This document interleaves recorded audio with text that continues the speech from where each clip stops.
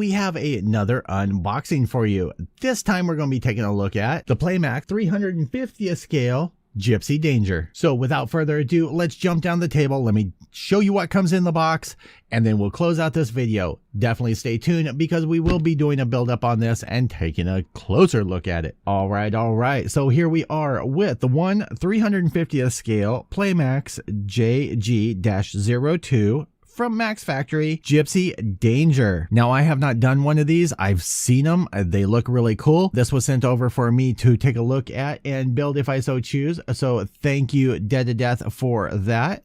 Kind of bad lighting, but here we go. We have some shots here on the side. And I guess if we turn it this way, some shots of the front and back. Nothing on the back side of the box. Let's crack her open. All right, inside the box, you get 1, 2, 3, 4, 5, 6, 7, 8, 9, 10, 11, 12, 13 runners, an LED set, some water slide decals, and an instruction manual. All right, as we've been starting off all of the videos, we get one sheet of water slides for all of the Gipsy details. Inside this little box, you get an LED set. Now, it does have 2 screws in here, so don't lose those. You are going to have to pick up a couple of watch batteries, so you might be better off when we look through the instruction manual of finding which ones and ordering them off of something like Amazon.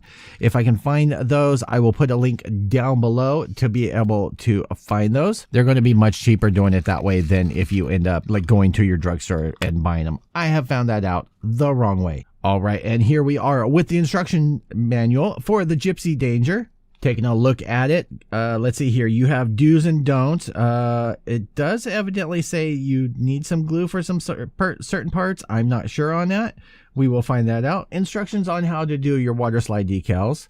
Now, everything is going to be in Japanese on this, so do not be surprised. So we have build up. This looks like for the legs, the feet, continuation of the leg, starting for the waist section, the chest. You get for putting the LED unit in here, and it takes a LR41. Actually, it takes 2 LR41s. So if you're going to end up picking up this kit, definitely check on Amazon. That's going to be your cheapest bet. If I can find those, I will put a link down below. Looks like you got the start of the arms over here. You got the shoulder sections. You get the hands. You get the building of the plasma cannon. You get putting it all together. You get the options for the different sword. In the back, unlike all other manuals, all your runner layout is here in the back. And then you get where to put all your decals and what color to paint everything. So that is pretty cool. All right, starting off with the runners over here, you get armor pieces. I have to say the detail on this is freaking fantastic. Both the frame that I've ended up seeing and the externals. It looks great. I'm probably going to end up picking up one of these for myself because I have some ideas about armor chipping and chunks of armor missing showing the underside. I haven't even built this yet, and I think it's a definite buy. Runner B, this is going to be more armor pieces, and I do like the fact that how they have these runners laid out is color coordinated. So you have A, B, C, D, E, which are in blue, and then the rest are in different colors. Runner C, this looks like a part for the plasma cannon. The hands are big size. These are like perfect grade size hands. Looks like you have a fist. You have open hands over here. You got some thumbs, some more armor pieces. Runner D, you get 2 of, and these are going to be in that same bluish color. It's kind of a blue grayish color. I know it's showing up really blue in the camera, but everything looks really, really great on here. Runner E, this is going to be head pieces on here. Runner F, this is going to be internal pieces, and look at these details that are in here. Like, it is really sick how much details and piping that they ended up putting in here.